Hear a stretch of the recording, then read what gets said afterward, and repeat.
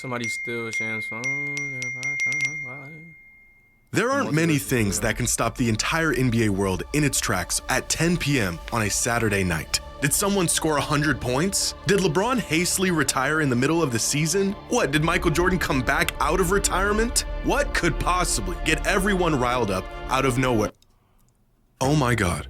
We all said in unison as news broke that the Mavericks traded Luka Doncic for Anthony Davis.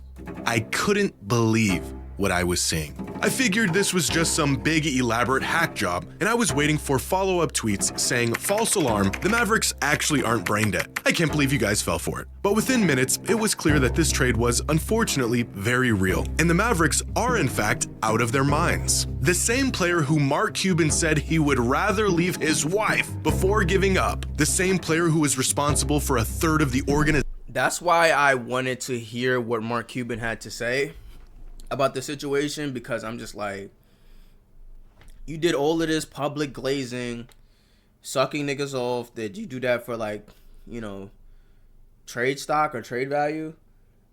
Or did things change?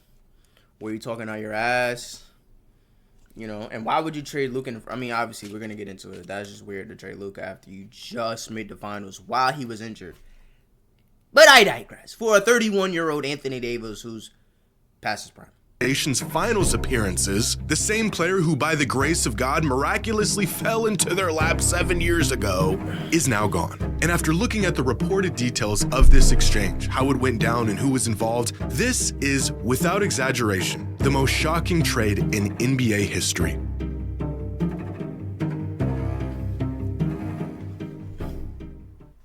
Today's video is sponsored by fans. We've had about a day only at DraftKings Sportsbook.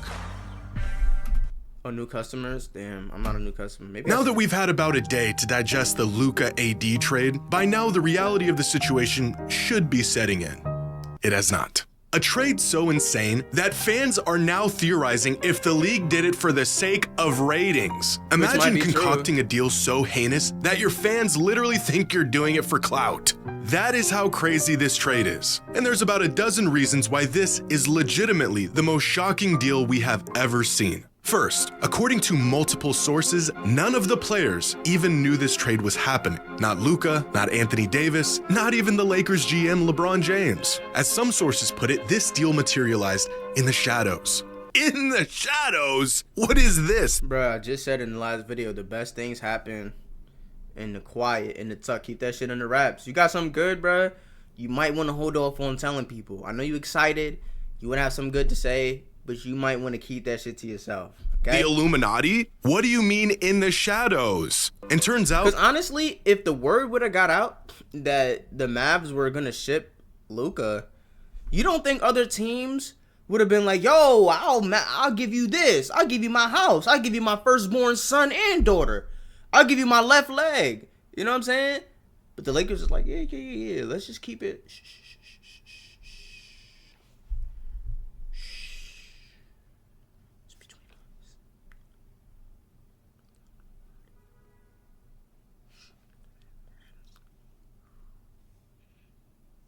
this was the cleanest way this deal could have gone down. Because the next component that makes this truly the craziest trade to ever happen, Luka never requested a trade. He's been in Dallas his entire career, and outside of a few rumors, nothing suggested he wouldn't be a lifer in that organization. There wasn't any buildup, there wasn't any reports of a Luka making demands. It just happened out of the blue, which is reason number 3. The Mavs just traded away a top 3 asset in the NBA without even shopping him. No bidding wars, no asking around and that is true. Assessing other offers. Let's talk about it though. Is Luka a top 3 asset in the league right now?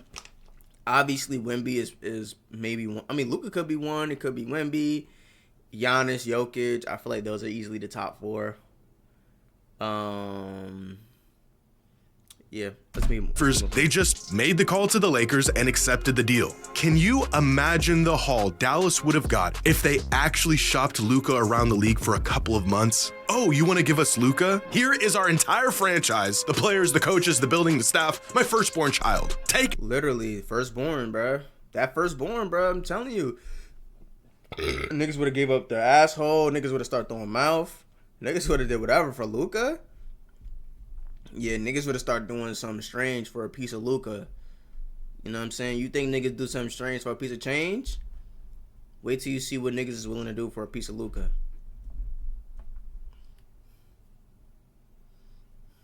It all. Thanks for doing business. I'll figure out the details later. If Rudy Gobert is worth 2 starters, 5 first-rounders, and a pick swap. If Mikal Bridges is worth 5 first-rounders, a second-rounder, and a swap. If an aging Paul George is worth a rising SGA, 5 first-round picks, and 2 pick swaps, can you imagine what a prime Luka Doncic would have fetched to the right team? Firstborn. Oh wait, I know. A 31-year-old Anthony Davis and a thank you note. It makes no sense. And that brings up reason number 4. The Mavericks were just in the finals last year. We've seen players sign with other teams after a finals run. We've seen players demand trades after a great season. But we have never seen a team willingly cough up a megastar after being just 3 games away from winning a championship.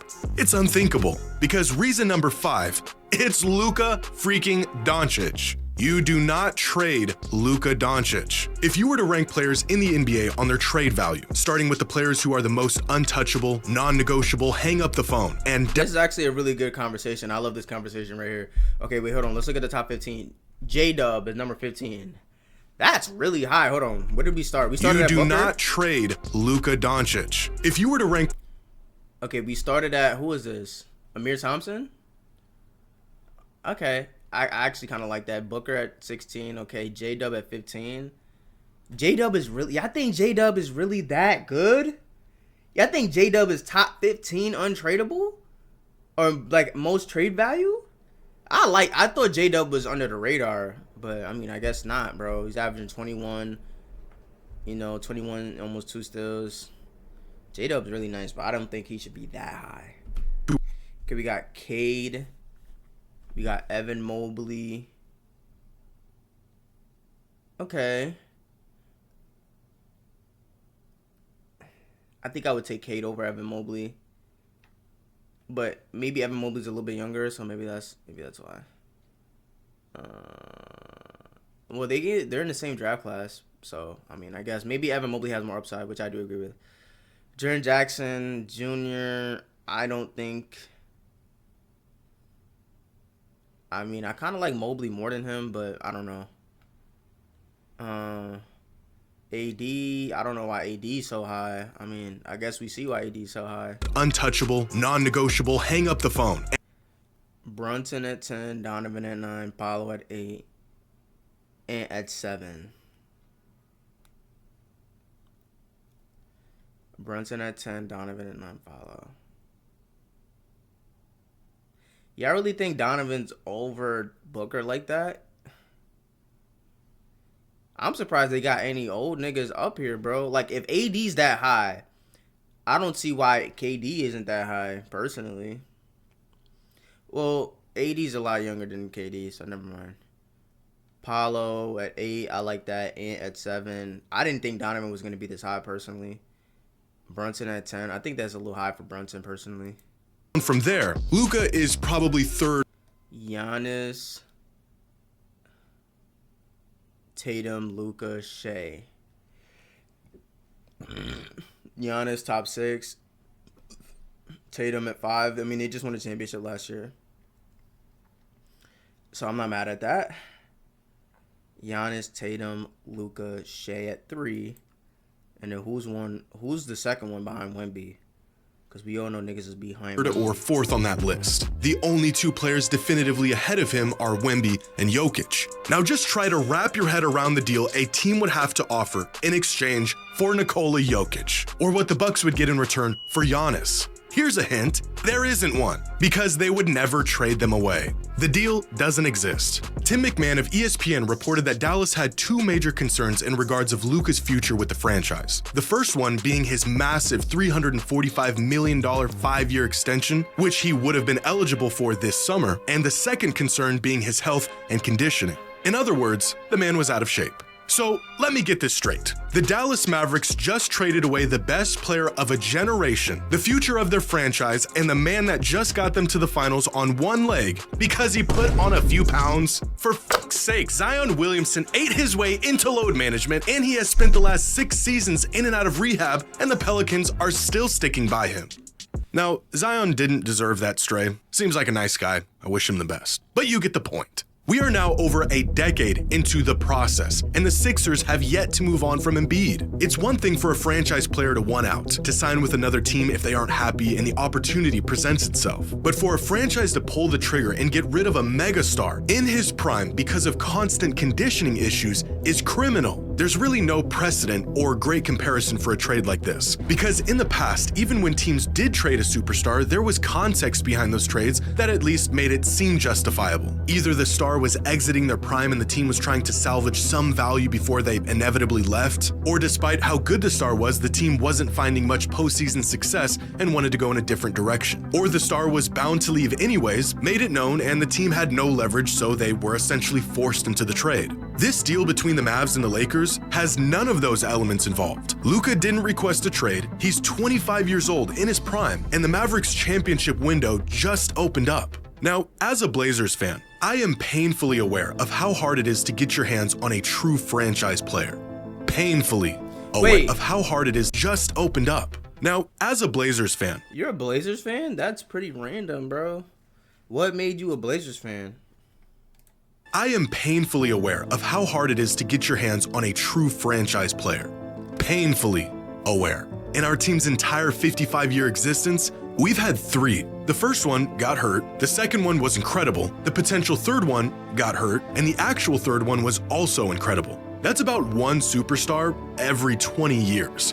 What does the lackluster history of my team have to do with this trade? Well, because the Mavericks should know a thing or two about keeping their hands on a generational talent. Because in their franchise's history, they've only had 2 of them, Dirk Nowitzki and Luka Doncic. The first one spent his entire 21 Steve Nash is a generational talent, bro. I don't care what nobody say. One-year career in Dallas, facing ups and downs and winning arguably the heaviest and most challenging championship of our lifetime. And the second one, they traded away for AD and a box of scraps after just 6.5 seasons of a promising career. And as every fan of a non-major market team knows all too well, generational talents only come along once in a generation. The Mavericks aren't some hotspot for superstar talent. They don't get real chances to win it all often. Just 3 trips to the finals in 45 years. One of those trips at the hands of the guy who they just sent packing. They cannot afford to roll the dice and hope for greener pastures like some other teams can. You are not the Lakers. You get a player like Luka and you lock that man in and throw away the key. What are we doing? It could be another 20 years before a player of Luka's caliber puts on a Mavericks jersey. And the team traded him away because he was mildly out of shape. It makes me sick. This is coming from a desperate man who's got 18 years left before I see another Dame. Which brings us to their second concern. Again, according to sources, the Mavericks were I will say this, though. I've seen a lot of trades. I've seen a fair amount of trades. I've heard about a fair amount of trades that I wasn't alive for. And, you know, when the Paul George trade happened, right? I'm not saying Lucas Paul George, but I'm just saying in general. Like, when the Paul George trade happened, everybody was like, yo, like, the Clippers fleeced. The Clippers fleeced OKC. We looking back, and it's like, I don't know. I don't think so. What did you get from Paul George and Kawhi? You got one conference finals appearance, which Kawhi didn't play in. Was it one? Was it only one? I know Paul George got them to 1. Yeah, they got 1 conference finals. They got 1 second round exit where they blew a 3-1 lead. And I think all the other years, one or both of them was injured. And now you have OKC, you know, who technically haven't done anything yet. They were the 1 seed last year, I think. I think they're the 1 seed this year. They were high seed last year, the 1 seed this year. I think they were a second round exit, so we'll see what they do this year. But even if OKC does nothing, it's like you have a great start, as you have really good marketability. You have a good amount. You got a lot of motion going on right now, and you gave Paul George up, who one didn't want to be there, and when he was there, all y'all did was make it to the second round one time where he dropped 5 points in a playoff game. or in an elimination game. I think, right? How many years was Paul George in OKC? Like two, maybe three. First year they got eliminated by Donovan Mitchell. I think they got eliminated by Donovan Mitchell twice. Am I bugging? Was it Donovan Mitchell? Maybe Houston? I don't know. But they didn't really do shit. So, you know, this trade looks crazy, but we have to see what actually happens. We have to see how shit plays out. We got to see how shit actually plays out. Because if the Mavs go on, let's say the Mavs go on and go to the finals or win a championship, nobody can really say anything. Like, it doesn't matter. It really doesn't matter. If the Mavs go on and win a championship this year, would you trade a generational talent to win a championship that same year? Like, would you trade a top 5 guaranteed? Because Luka, top 3, I guess you can argue, but he hasn't really played much this year, but whatever. A top 5 player in the league, would you trade that for a guaranteed championship ring if that were to happen? I think most people would say yes. How many rings do you get out of a generational talent? Harden was a generational, well, maybe not a generational talent, but he had generational output. He got no rings. Westbrook and Kevin Durant, both was in OKC. Both separately generational talents, got no championships. Giannis is a generational output. He got 1 championship. LeBron, when he first left Cleveland, that whole first time he was in Cleveland, generational talent, generational output, just generational everything. No championship his first run in Cleveland. So we have to see how things actually play out, in my opinion. Keen on giving Luka an extension that would have made him the highest paid player in the league. But if the third best player in the world who gets better in the playoffs is a perennial MVP candidate who's hitting his prime isn't worth paying, then who the hell is? Right. Dallas said that this was a win-now trade, an oxymoron of a statement considering who they just traded and where he just got them last season. But superstars win championships. Superstars also cost a lot of money. And if you're not willing to empty your pockets, how committed are you to actually winning? In what world has being cheap ever won a team a title? It just seems completely counterintuitive to what they're trying to accomplish. Now, the implications of this trade for the Lakers are just as drastic, but for entirely different reasons. For starters, this will be the first time in LeBron's entire career, youth, high school, NBA, a lifetime of basketball where he won't be the best player on his team, which is already a huge adjustment for him and the team as a whole, but specifically because Luka and LeBron essentially do the same exact thing. Oversized on-ball floor generals with elite scoring abilities. In fact, they not only have the same skill set, they take on the exact same roles on the court. LeBron has always initiated the offense, even if it meant relegating point guards to other positions. And this usually worked in the past because no one did what LeBron could do nearly as good as he could do it. But now there's really worked in the past. That move is so majestic, bro. For him to be because that big, no one did what LeBron could do nearly. That spin move is so tight, bruh. Once you get that elbow on a nigga like this, he's done for, bro. He can't even do nothing. He could do it. But now there's a guy who can do what LeBron can do, only better. So that means unless Luka and the Lakers are okay with him getting neutralized, LeBron will have to truly play off ball and within the flow of the offense for the first time in about 2 decades. LeBron can do it, though. LeBron can play more on the block.